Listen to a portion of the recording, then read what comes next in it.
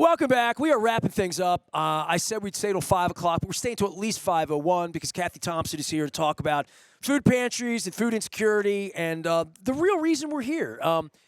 You're the last guest, and I tell you, I've had a lot of people here this week doing a lot of things, but I don't know that I actually had to really clear myself here. That was a tough story from Andrew's Laughing Gas. I knew it would be.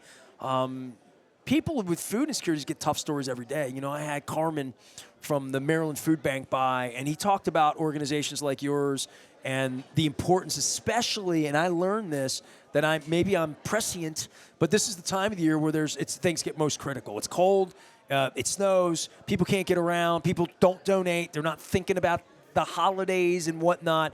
Talk about your place. Welcome on. I Googled you. You're on the east side of town, right? We are. We're in northeast Baltimore City in the Hamilton neighborhood. Sure. I was at Coco's on Wednesday, and right down the street from you. And I'm going to come and do something personally for you because it's sort of my neck of the woods and up and down where I am. But neighborhoods and food insecurity in northeast Baltimore, a place like Hamilton, what does your pantry do?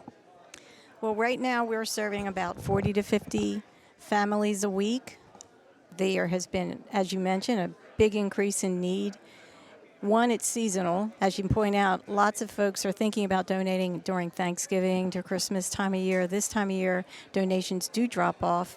In addition, last year when the food prices spiked, we've seen a significant increase this year.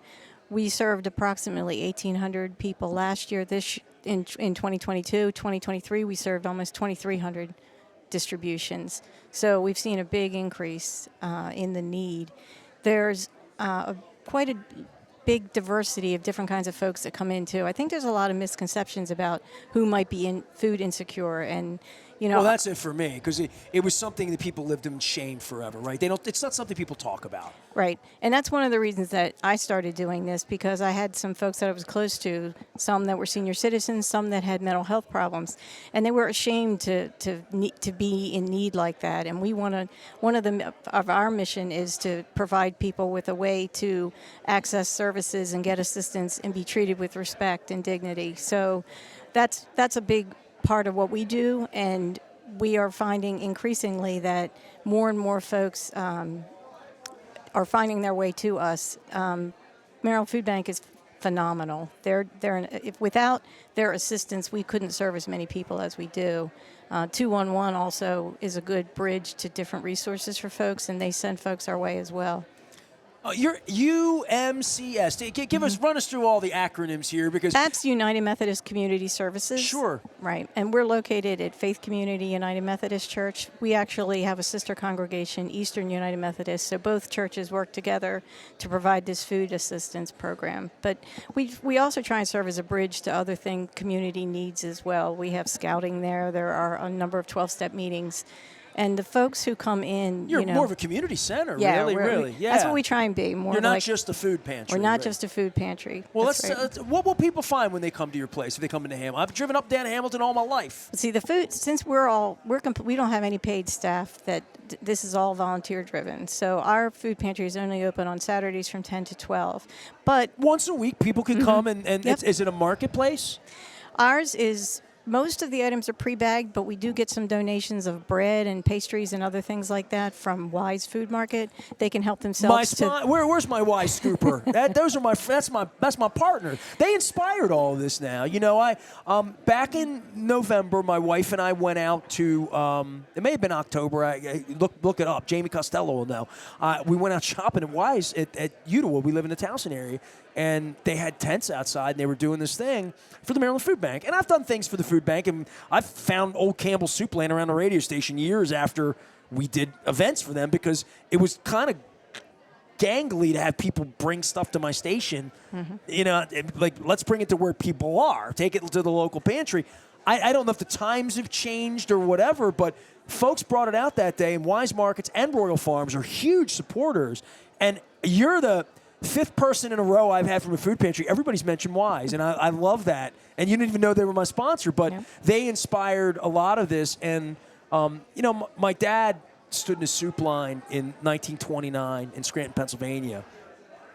And he told me about it, and I don't know. I mean, my dad's been dead 33 years.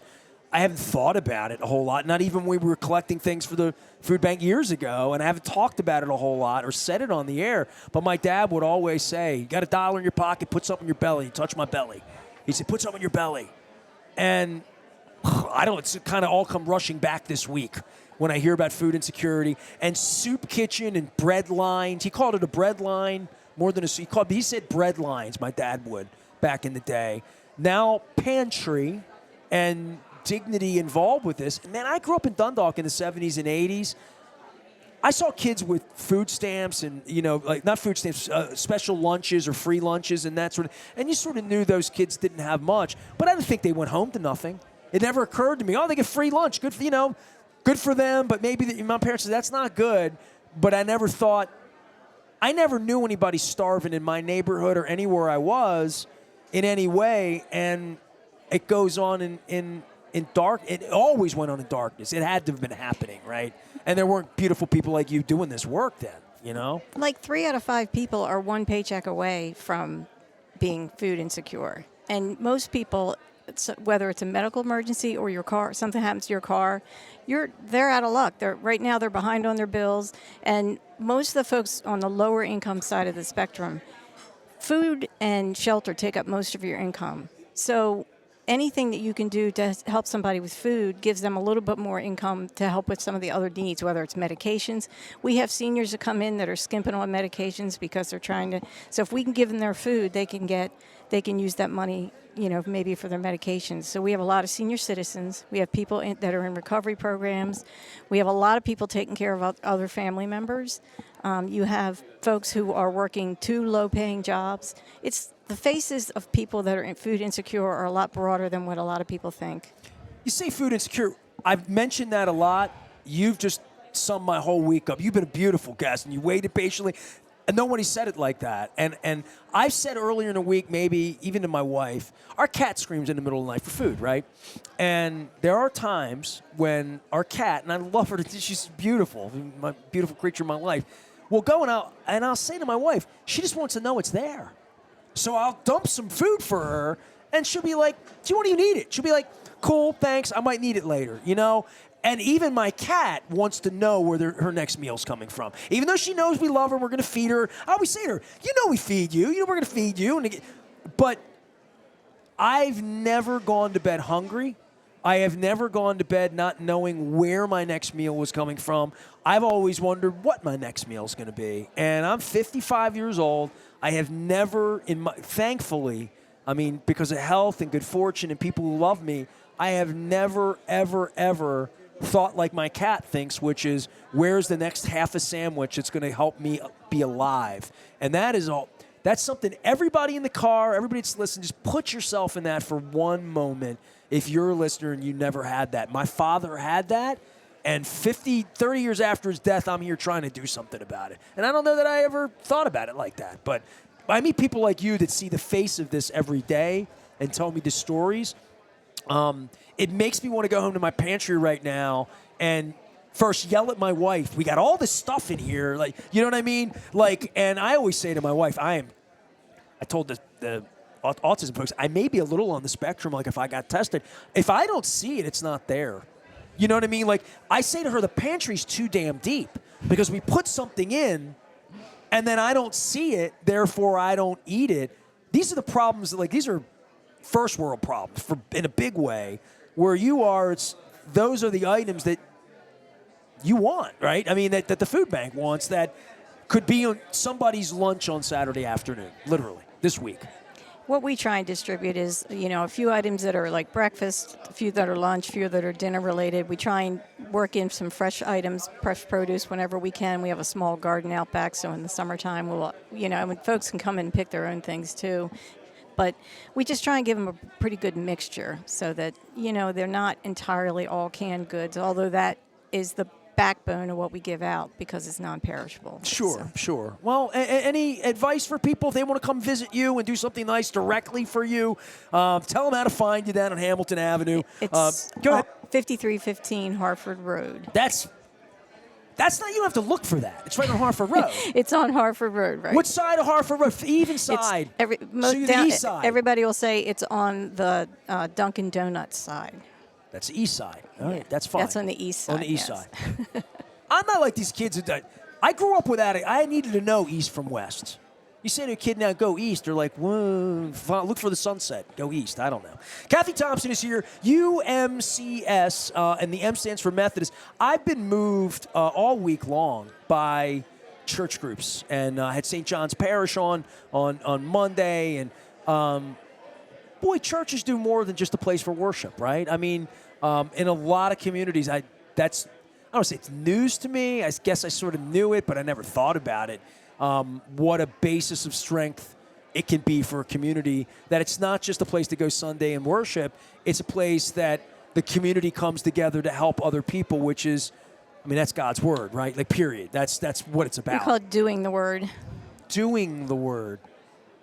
I want to hang out with you, Kath. I mean, you've got wisdom that you're not sharing with me here that maybe we can get later. Thank you for coming. And I told you I'd keep you 5 or 10. I've kept you 23 minutes. So, I think, no, I didn't keep you 23. I kept you 12. So, yeah. So, I kept you and Andrew's laughing gas. Well, I didn't want to, go up against the clock at 5 o'clock. We'll make sure people come down Harford Road and visit you because they're going to Hamilton. There's a bunch of new restaurants in Hamilton, there right? Are. So, there's some reasons to come by, right? Yep. All right, well, go get a meal in Hamilton. Go see my girl down at Coco's on the way. You can stop right on the way to Coco's if you're going for those coconut shrimp, and you can drop some good stuff off. 5315, correct? Mm-hmm. All right. I am going to make you my, official little pantry that I drop stuff off to. Is that good? Works for me. Works well, for us. You've been the last guest of the week, and you've said about 3 more profound, and a lot of people said profound things, but you've taught me a lot, so thank you. You've been a gift to me. We really appreciate the opportunity to be here today. I appreciate you coming all the way out to Pappas here. I'm going to get you a bowl of soup before you go. All right, it's over. 40 hours and 7 minutes. I did 40 hours and 7 minutes here today. My thanks to Cathy Thompson. You can find her at 5315 Harford Road. Take some good food down there to those folks. Our friends at Andrew's Laughing Gas and all these people that have been amazing. I'm going to sign off and step out, but I'm not done with this charity initiative. A cup of Super Bowl and crab cake row is now in the books. We're back to our regularly scheduled programming. I'll be back on Monday with Luke, and we'll yell about football.